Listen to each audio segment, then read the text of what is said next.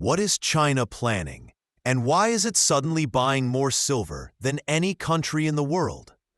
Why is China quietly draining global silver supplies? And what does it mean for the U.S. economy? Is China preparing for a geopolitical currency shift? And is silver the weapon? Why are analysts warning that China's silver grab could trigger a global shortage? What does China know about the future of silver that the rest of the world doesn't? How did China's import surge and export restrictions catch the entire commodities market off guard? Is China positioning itself to control global silver prices? And why now? Why did China buy record-breaking amounts of silver while the West wasn't paying attention? Could China's silver strategy be the first step in a larger financial shift away from the US dollar? While most people were scrolling through headlines and checking holiday prices, a seismic event quietly hit the global markets, one that only a handful of analysts recognized for what it truly was. Silver, a metal normally overshadowed by gold, suddenly tore through $63 per ounce on December 11, 2025. A level no trader alive has ever seen in modern markets. In just 1 year, silver had surged an astonishing 113%. To the public, it looked like volatility. To average investors, it looked like excitement. To professionals, it looked like something far more unsettling. Because price spikes don't happen in isolation. Not like this, not this fast, not this violently. Something, or someone, was pulling the strings behind the curtain. And as analysts scrambled to explain the surge, one fact became impossible to ignore. All roads led back to Beijing. This wasn't a commodity rally. It was a signal, a coordinated move, a reshaping of the global balance of power, executed through a metal most of the world barely pays attention to. In this investigation, we're going to uncover what China did on October 30th that detonated this chain reaction, why a simple export announcement sent shockwaves through global inventories, how a 40% collapse in Shanghai stockpiles triggered panic across supply chains, why Chinese buyers were suddenly willing to pay $108 to $128 per ounce for physical metal, how Western institutions quietly demanded 350 million ounces of real silver, and why this moment could mark the beginning of a new geopolitical order. This isn't about silver shortages. This isn't about price speculation. This is about control over technology, energy, industry, and the future. Silver was merely the first battlefield, and Beijing fired the opening shot. A move that changed everything. China's October strategy. If you want to understand why silver detonated in price, you need to look at a single moment, a brief announcement that most global media outlets barely noticed. October 30th, 2025, China's Ministry of Commerce released a statement so dry, so technical that nearly everyone ignored it. But buried inside that bureaucratic language was a geopolitical earthquake. Starting January 1st, China would require government approval for all silver exports, not recommendations, not guidelines, mandatory state control. The new system included export licenses, strict quota limits, national security evaluations, government-issued compliance approvals. This wasn't regulation. This was a chokehold.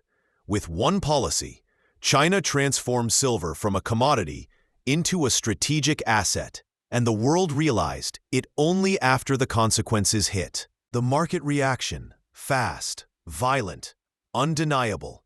Within mere weeks of the announcement, Shanghai silver inventories collapsed by 40%. Physical traders in China began offering $108 to $128 per ounce, nearly double international prices. Western mints reported immediate shortages. JP Morgan analysts noted unprecedented physical demand. Industrial buyers started panic purchasing reserves. Global supply chains sensed something was breaking. Meanwhile, a stunning number appeared on trading desks. Institutions requested 350 million ounces of physical silver for delivery. Not futures, not ETFs, not paper promises, real metal. This is the demand level you see only when confidence evaporates, when investors believe the market mechanisms themselves are failing. And why wouldn't they? If China controlled the outflow of refined silver, the same China that dominates global manufacturing and processing, then the West's access to high-purity industrial metal just evaporated overnight. This wasn't supply pressure. This was a strategic checkmate in slow motion. China didn't need to touch a single mine.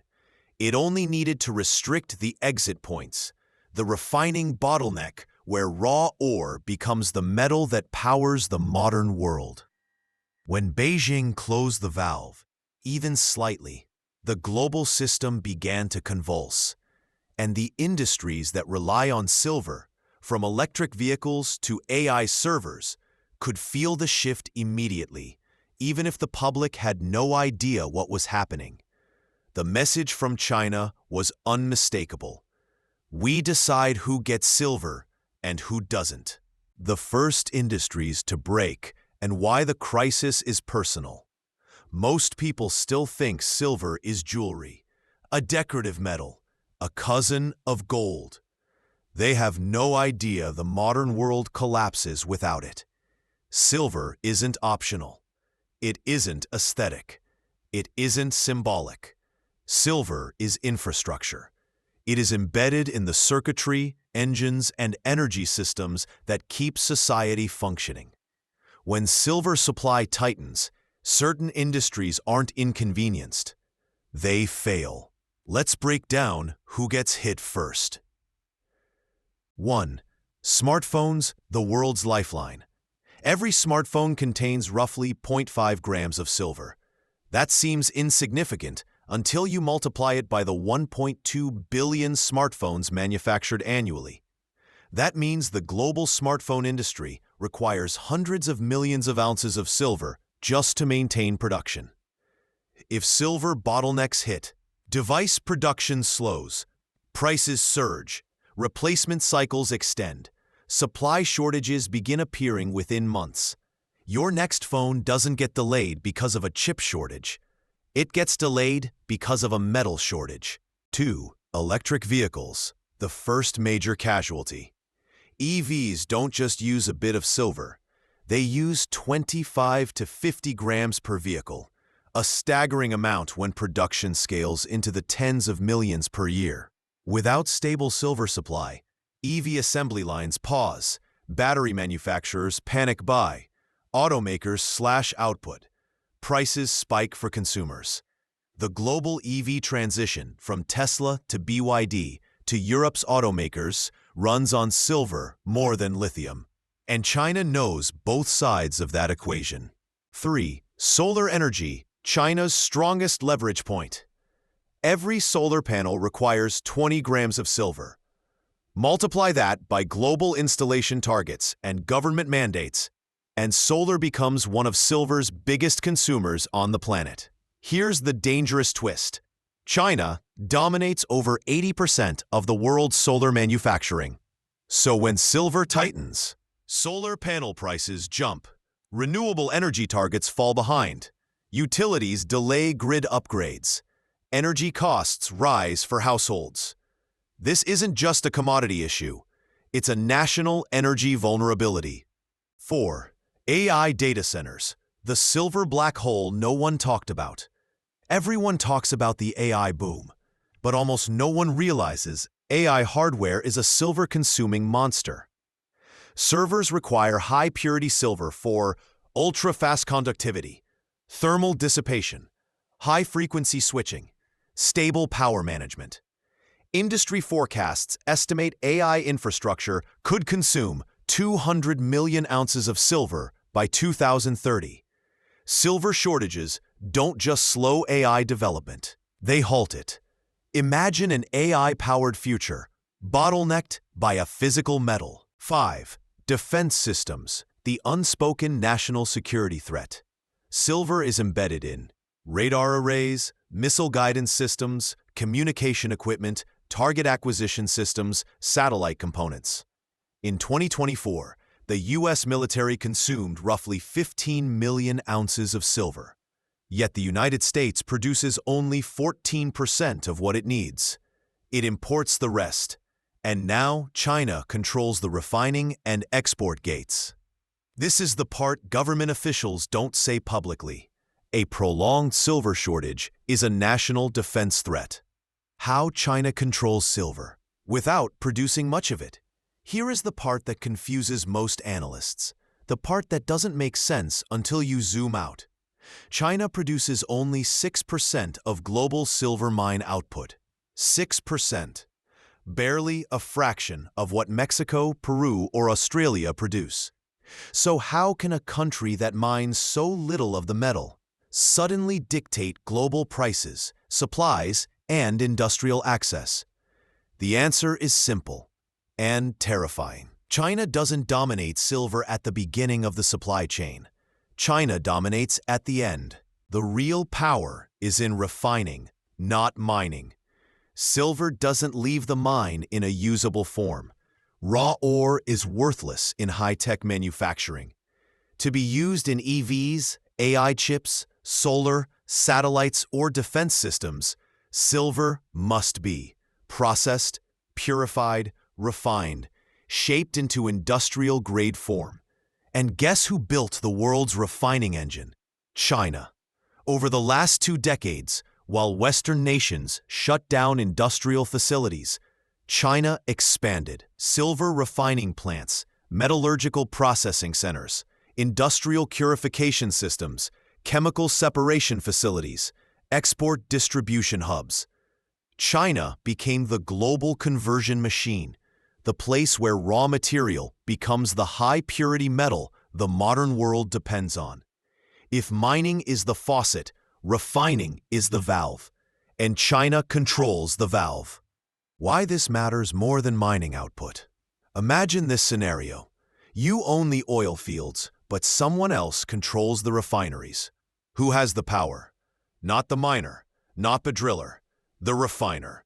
Because the world doesn't run on crude oil. It runs on usable fuel. Silver works the same way. The world doesn't need dirt full of silver. It needs 99.9% pure silver ready for circuitry, photovoltaics, thermal systems, conductivity, components, precision electronics.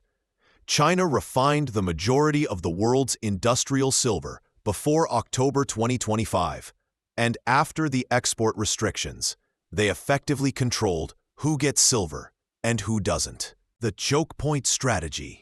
China's power comes from 3 simultaneous leverage points. 1. They refine the metal the world needs. Without China's processing capability, global industries stall. 2. They produce the solar panels, electronics, and EV components that use the most silver. This gives China priority access to the very material they refine. 3. They control the export gates. After October 30th, nothing leaves China without approval. Licenses, quotas, security reviews, political discretion. China built the bottleneck. Now they control the flow. What the West missed. The United States and Europe made the same mistake with silver that they made with semiconductors, rare earths, lithium batteries, and solar manufacturing. They outsourced the processing, the part of the supply chain that determines power. They kept the consumption. China kept the leverage. And when China tightened that leverage, silver inventories around the world collapsed almost instantly. Shanghai inventories down 40% in weeks. Physical premiums in China jumping to $108 to $128 per ounce. Industry buyers desperately trying to secure long-term contracts. Western institutions demanding 350 million ounces of actual metal. This wasn't a supply problem. It was a dependency crisis. One China manufactured deliberately, slowly, and strategically. The four-stage pattern of decline, and why the U.S. is in stage 3. Whenever a global superpower begins to lose control of a critical resource, history follows a sequence, a predictable chain of events that economists, politicians, and generals only recognize once it's too late. Most people see the explosion in silver prices, but they don't understand the deeper reality. This entire crisis fits into a four-stage pattern that has repeated across empires. And based on the data, the United States is now deep inside stage 3. Let's break the pattern down. Stage 1. Dependency. The dominant power builds its entire economy on access to a resource it does not fully control. This stage is silent, invisible, deceptive. Factories expand, technologies evolve, military systems modernize, and beneath all that progress is a quiet assumption: we will always have enough. Britain assumed unlimited access to German steel in the 1800s. The US assumed endless supplies of Middle Eastern oil in the 1970s. And today, America assumes silver will always be available. But the US mines only a fraction of what it needs. It imports the rest, and China refines what America depends on. Stage 1 is where the seeds of decline are planted. Stage 2, leverage. The supplier becomes aware of its power and begins testing its control. This stage is subtle. No declarations, no confrontations, just administrative adjustments, delayed export approvals, sudden compliance reviews, new licensing requirements, quota experiments, supply preference for domestic buyers. China executed this perfectly. Before October 30th, they were already redirecting refined silver to domestic industries, reducing export volumes quietly, favoring national manufacturers, watching how global markets reacted. These weren't random policy shifts. They were stress tests, probes to measure global dependency. This is the moment when the supplier realizes, we hold the switch. Stage 3. Crisis. Supply tightens, prices explode, and the dominant nation begins to feel real economic pain. This is where the U.S. sits right now. The signs are everywhere. Silver blows past $63 per ounce. A 113% annual price surge shocks global markets. Shanghai inventories collapse 40% in 3 weeks. Chinese buyers pay $108 to $128 per ounce for physical silver. Western mints report shortages. AI, EV, solar, defense, and electronics industries panic buy. Institutional buyers demand 350 million ounces of real metal. These aren't normal market conditions. They're the symptoms of a supply chain unraveling in real time. Industries slow, costs rise, production delays hit the economy. Military procurement becomes more expensive. This is the phase where the dominant nation realizes it has lost control, but still hopes the crisis is temporary. It never is. Stage 4. Realignment. The global order shifts as the dependent nation loses industrial and strategic dominance. History shows the same outcome. Britain lost its industrial edge when German steel shipments tightened. China collapsed inward during the Opium Era, when silver outflows drained its economy. Every empire that mismanaged resource dependency suffered long-term decline. Realignment doesn't happen in a single moment. It happens through thousands of delayed shipments, rising production costs, and strategic disadvantages that compound over years. Silver isn't the final trigger, it's the opening act. But this time, the realignment is unfolding faster. Because global supply chains are instant, markets react immediately. Industrial systems rely on just-in-time deliveries. What took decades in the 19th century can unfold in months today. The century-old trauma that defines China's strategy today. To understand why China is moving with such precision, why it weaponized silver instead of letting the market decide, why Beijing is willing to trigger global shockwaves over a single metal, you must go back nearly 200 years. Because China isn't acting from economic theory. China is acting from memory. A national wound so deep that it still shapes every major decision China makes today. China, the world's economic center, until silver broke them. In the early 1800s, China wasn't a rising power. It was the economic engine of the world. The largest population, the most advanced manufacturing, global demand for its silk, tea, and porcelain. A lockdown trade policy that favored China in every transaction. Europe wanted everything China produced, and China wanted only one thing in return: silver. By 1830, China had absorbed nearly half of the world's silver production, a staggering concentration of global wealth. But this imbalance created a crisis for Britain. Silver was pouring into China and draining out of Europe. The British Empire suddenly found itself on the losing end of the world's most valuable trade imbalance. And Britain responded with one of the most brutal economic strategies in history. The opium strategy, a weapon disguised as trade. Unable to keep paying China in silver, Britain engineered an alternative: opium. They shipped opium from India into China at massive scale, creating addiction, social collapse, and an unstoppable reversal of silver flows. Silver that once flowed into China now poured out of it. The Qing dynasty realized the threat too late. When they tried to stop the opium trade, Britain used military force. The Opium Wars, a national humiliation. China lost decisively. It was forced to surrender Hong Kong, open coastal cities to foreign control, accept unequal treaty terms, hand over tariffs and trade authority, abandon centuries of sovereignty. This period, known in China as the Century of Humiliation, still lives in the national consciousness. Every student learns it, every leader references it, every policy strategist understands its lesson. Never again lose control of a critical resource. Never again let a foreign nation weaponize trade. Never again allow dependency to become vulnerability. And this is the key. China was destroyed because it lost control of silver. And now, nearly 2 centuries later, China refuses to repeat that mistake. The reversal of history. Now China holds the lever.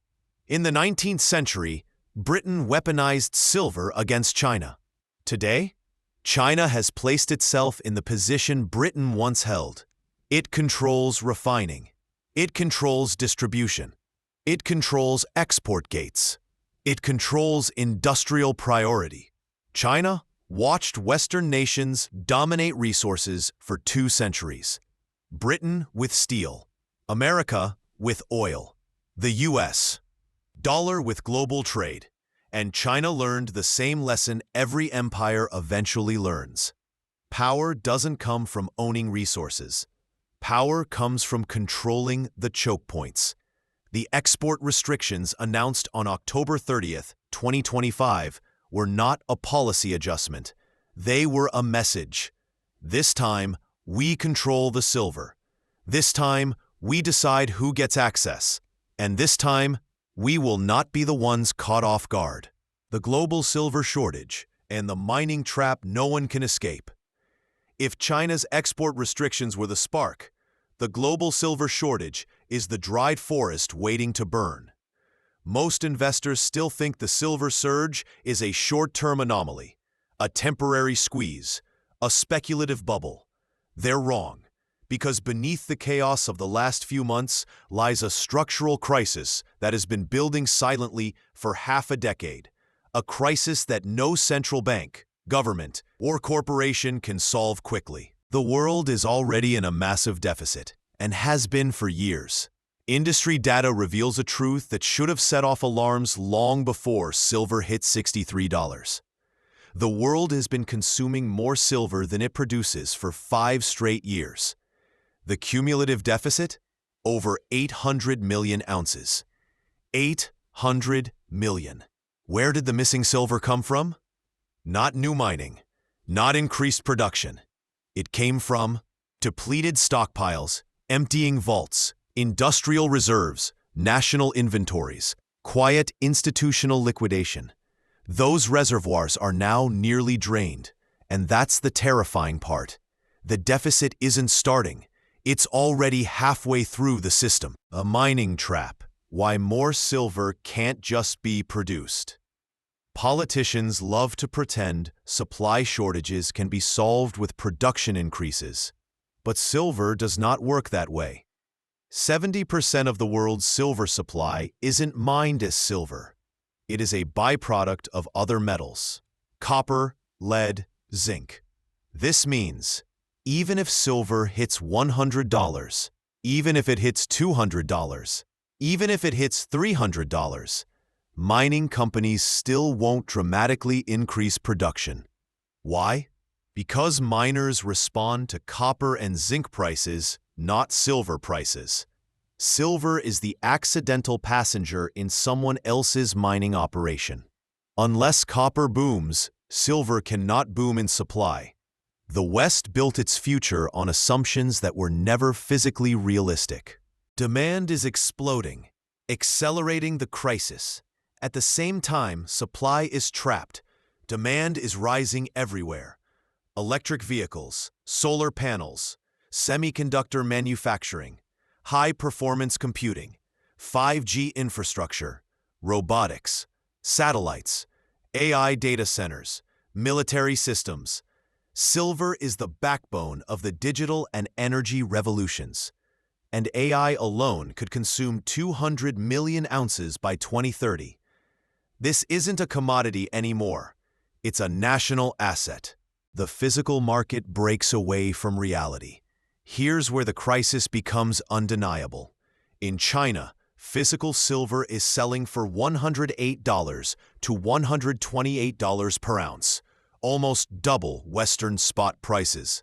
This means the paper market is disconnected from the real world. The futures price is a fiction. The ETF price is a placeholder. The spot price is a theory. Physical metal is the truth, and the truth is screaming. Western institutions understand this, which is why they demanded 350 million ounces for physical delivery.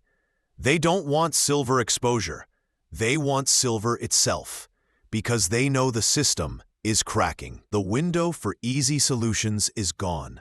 If China enforces its January 1st controls, and every indicator says it will, the world enters a phase where shortages accelerate, premiums widen, industries slow, prices spike, panic buying begins, supply chains fracture, national stockpiles deplete, governments intervene, geopolitics shift.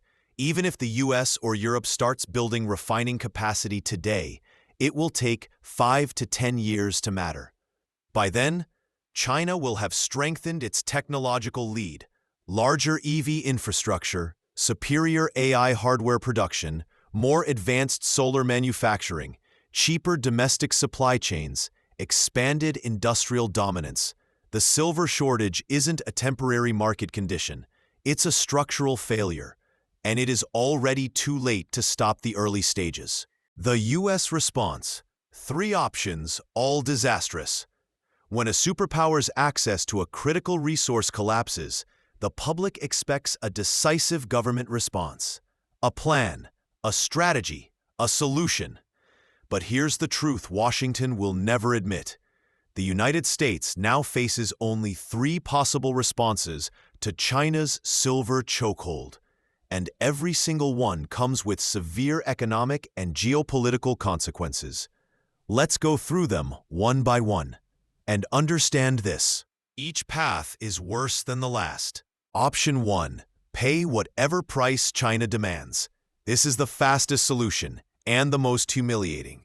If China controls the refining bottleneck, and it does, then the U.S. becomes a price taker, not a negotiator, not a partner, a customer. And China sets the price. If China raises silver to $120 per ounce, U.S. industries must pay. If China pushes it to $150 per ounce, they still pay. If China tests $200 per ounce, the U.S. has no leverage to resist. What does that mean for the American economy? Consumer electronics spike in price. EVs become significantly more expensive. Solar projects stall out. Semiconductor costs surge. AI data centers slow expansion. Defense contracts balloon in cost. This option is economic dependency dressed up as diplomacy, and Beijing knows it. Option 2. Try to buy silver from other nations. This sounds logical until you look at reality. Countries like Mexico, Peru, Australia, Canada are already operating near maximum production. Even if they could increase output, which they can't quickly, the U.S. still faces two impossible problems. Problem 1. China outbids everyone.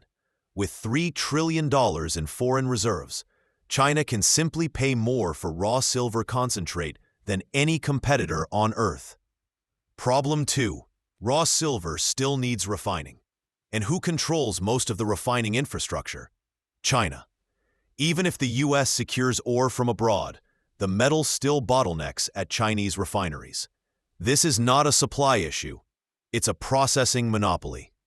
Option 2 changes nothing. Option 3. Build domestic refining capacity. This is the only path to independence. But it comes with a brutal timeline, 5 to 10 years. Silver refining is not a simple construction project.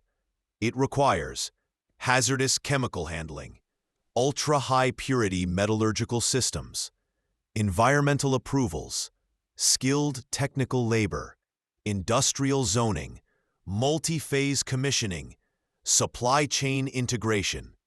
Even if the United States started today, instantly, without political gridlock, the first usable refinery wouldn't be ready for years. Meanwhile, China would expand EV supremacy, strengthen its solar manufacturing lead, accelerate AI hardware development, lower domestic production costs, deepen global industrial partnerships, consolidate control over other critical minerals. By the time America catches up, China may already be too far ahead to challenge. The reality: there is no good option. Every path comes with consequences. Option 1. Pay China. America becomes permanently dependent. Option 2. Source elsewhere. China outbids the U.S. and still refines the world's supply. Option 3. Build refining. China grows exponentially stronger while America waits a decade. This is the same trap Britain fell into when German steel shipments slowed in the 1800s. It's the same trap China fell into when silver flowed out during the Opium Wars. This is the trap of resource dependency. And now the United States is in it. From metal to power, how the silver crisis threatens the dollar and the global order. Up to now, we've talked about mines, refineries, inventories, and industries. But the true shockwave of this crisis doesn't hit factories. It hits the global power structure. Because once a rival nation controls the resources that make modern technology possible, currencies shift, alliances fracture, and empires lose their edge. What China just did to silver isn't a commodity disruption. It's the opening move in a much larger contest, and the first casualty is the foundation of American dominance, the U.S. dollar. 1. Resource control undermines dollar dominance. For decades, the dollar has held power because the U.S. dominated global industry. The U.S. controlled critical supply chains. The U.S. supplied the world's technology. The U.S. drove military innovation. The U.S. influenced commodity pricing. But what happens when the world needs silver and the United States cannot supply it? What happens when nations need refined metals and only China can provide them? Slowly, quietly, trade begins shifting. Nations transact more with China. Payment systems diversify. Dollar demand weakens. Confidence erodes. The dollar doesn't collapse overnight. It loses altitude piece by piece, the same way every reserve currency before it faded from dominance. Silver is the spark, not the conclusion. 2. Trade wars. The first sign of a superpower under pressure. When a global power loses access to a critical resource with economic force, expect the U.S. to respond through sanctions on Chinese companies, new tariffs targeting metals and technology, diplomatic pressure on silver-producing nations, subsidies for domestic mining and refining, emergency stockpile purchases, restrictions on U.S. tech exports to China. But every retaliation has a cost. Trade wars raise prices. Tariffs trigger countermeasures. Countries pick sides. Supply chains reroute permanently. And silver, unlike many commodities, cannot be stockpiled indefinitely in industrial form. This isn't a negotiation. It's an escalation spiral. 3. China forms a new resource sphere of influence. While the U.S. reacts, China moves forward. By controlling silver refining and already dominating rare earths, solar manufacturing, and battery metals, China positions itself as the indispensable hub of the global industrial ecosystem. Nations dependent on solar components, EV batteries, semiconductor materials, industrial metals, AI infrastructure, power grid hardware, will gravitate toward the country that controls the inputs. This isn't diplomacy, it's gravitational force. The more China controls, the more nations orbit around it. The more nations orbit around it, the more economic power China accumulates. This is how global orders shift, not through wars, but through dependencies. 4. Military readiness, a new kind of weakness. If silver tightens, the U.S. military faces unavoidable consequences. Silver is embedded in missile guidance systems, radar installations, communication hardware, satellites, avionics, precision electronics. Without reliable silver supply, production slows, maintenance delays grow, costs explode, technological edge fades. Meanwhile, China, with domestic refining capacity and export controls, faces no such constraints. A military imbalance doesn't begin with a conflict. It begins when one nation can produce weapons faster, cheaper, and more reliably. Silver is the unseen ingredient behind operational readiness, and right now, the U.S. does not control it. 5. The emerging global order. The U.S. has shaped the world for a century, but global influence doesn't disappear in a dramatic collapse. It erodes through small shifts, dependencies, shortages, supply chain constraints, resource leverage, price control, industrial dominance. China doesn't need to replace the dollar tomorrow. It only needs to make the dollar less essential. The silver shock is a test, a probe, a demonstration of who now controls the inputs of the modern world. Today, it's silver. Tomorrow, it could be rare earths, or tungsten, or cobalt, or graphite, or lithium processing. This isn't a silver story. It's the beginning of a new global leadership model, one built through supply chains, not armies. How the silver crisis hits you directly: your wallet, your job, your energy, your future. Up to now, the story might feel distant: markets, governments, global power struggles. But this crisis isn't abstract. It isn't theoretical. It isn't confined to traders and analysts. It reaches into your home, your job, your bills, your financial security. When silver becomes scarce, the ripple effects hit every level of society, especially in a world where everything we use runs on technology built with silver. Let's break down how this crisis lands directly on your doorstep. 1. Your technology gets more expensive fast. Every smartphone, laptop, tablet, router, and appliance you rely on contains silver. If silver prices stay elevated or spike further, new phones cost more, laptops become pricier, electronic shortages appear, replacement cycles slow, repairs become more expensive. A silver bottleneck isn't a tech inconvenience. It's a direct hit to consumer budgets across the world. 2. Electric vehicles, a hidden price shock. EVs depend on 25 to 50 grams of silver per vehicle. Increase silver prices, and you increase the manufacturing cost of EVs by hundreds of dollars per unit.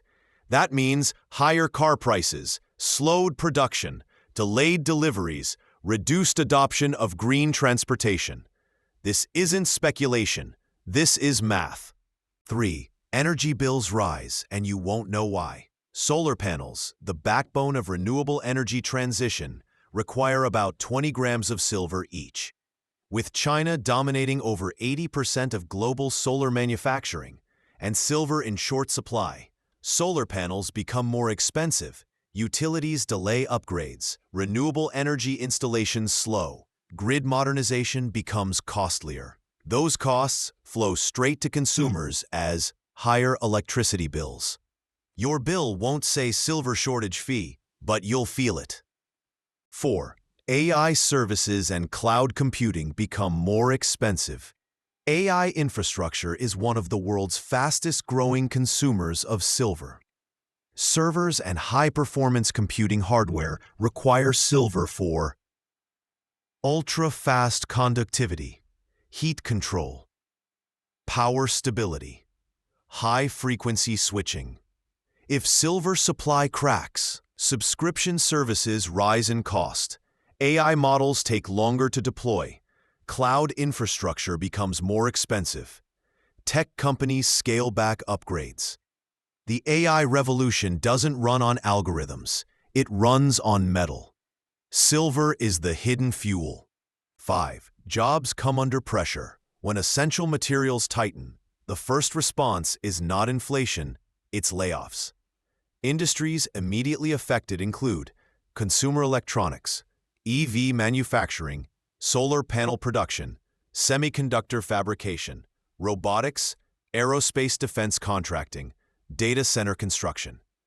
When factories can't secure raw materials, they don't produce less profit.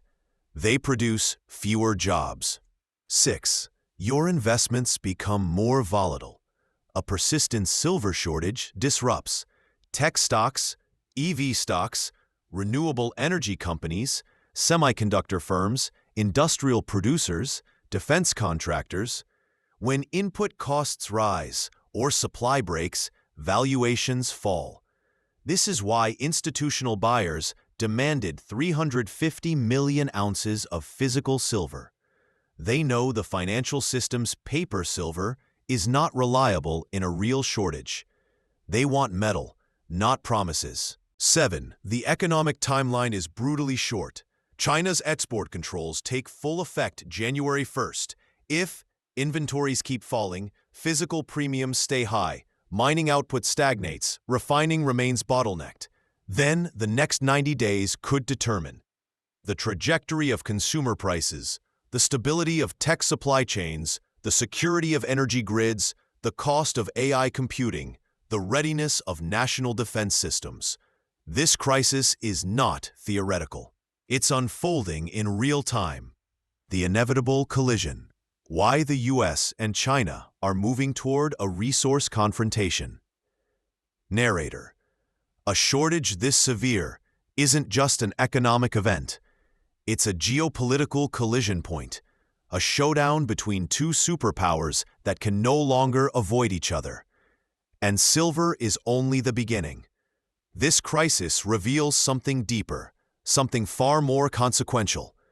The United States and China now depend on the same critical materials, but only one of them controls the supply chain. That imbalance cannot last, and history tells us what comes next. 1. The US built an economy on materials it doesn't control. America is the world's consumer of advanced technology, but not the producer of the key industrial inputs behind that technology. The US relies on imports for refined silver, rare earth metals, lithium, chemicals, cobalt processing, tungsten, antimony, graphite, solar components, battery metals. China understands this vulnerability because China lived through a similar vulnerability in the 1800s and paid for it with a century of weakness. Beijing will never repeat that mistake. Washington already has. 2. China built a supply chain empire while the West looked away. China didn't win this power overnight. It built the industrial equivalent of a global empire. 80% dominance in solar manufacturing, 60 to 70% of global battery metal refining, majority share of rare earth processing, the largest EV production ecosystem, the most extensive industrial silver refining capacity. Other nations mine the ore. China turns it into the metal the world actually needs. And the nation that controls the refinement controls the supply. This is leverage on a historic scale. 3. The US is responding, but too slowly. Washington recognizes the threat. That's why the US officially designated silver as a critical mineral in 2025. But recognition isn't action. Domestic refining takes years of construction, years of environmental approvals, years of testing, years of workforce development, years of supply chain integration. Even if America moved with maximum urgency, the earliest meaningful refining capacity wouldn't come online for 5 to 10 years. China is building advantages in the meantime. Lower domestic production costs, superior industrial control, expanded partnerships across Latin America, Africa, and Southeast Asia, growing military production efficiency, accelerating AI hardware infrastructure. By the time the US closes the gap, China may have already reshaped the global order. 4. Silver is only the first test. If China maintains its grip on silver and the US fails to respond, expect the pattern to repeat with rare earths, tungsten, cobalt, antimony, lithium, refining, solar-grade polysilicon, battery components. Each resource China restricts increases its global leverage. Each delay in the US response accelerates China's advantage. This is how a superpower loses its position, not through war, but through industrial suffocation. This is not an economic dispute. It's a systemic shift. The silver crisis highlights a painful truth. Modern power is no longer built on GDP or military size. It's built on control over the materials that run the world. China understands it. The US is realizing it too late. The coming decade will not be determined by ideology, diplomacy, or even military strength. It will be determined by who controls critical minerals, who controls industrial supply chains, who controls refining capacity, who controls export gates, who controls the flow of materials that power AI, EVs, solar, and defense. Silver is merely the opening move. The real conflict is about the future of global leadership, and every country, including yours, will feel the consequences. The real question is, are you going to be someone who understands what comes next, or someone who gets blindsided by it? The people who win the next decade won't be the ones with the most money. They'll be the ones with the most information. The ones who saw the pattern early. The ones who understood that resource control is the new arena of global power. So if you want to stay ahead of the shifts shaping your financial future, subscribe to MoneyLore Insider now, before the next move hits.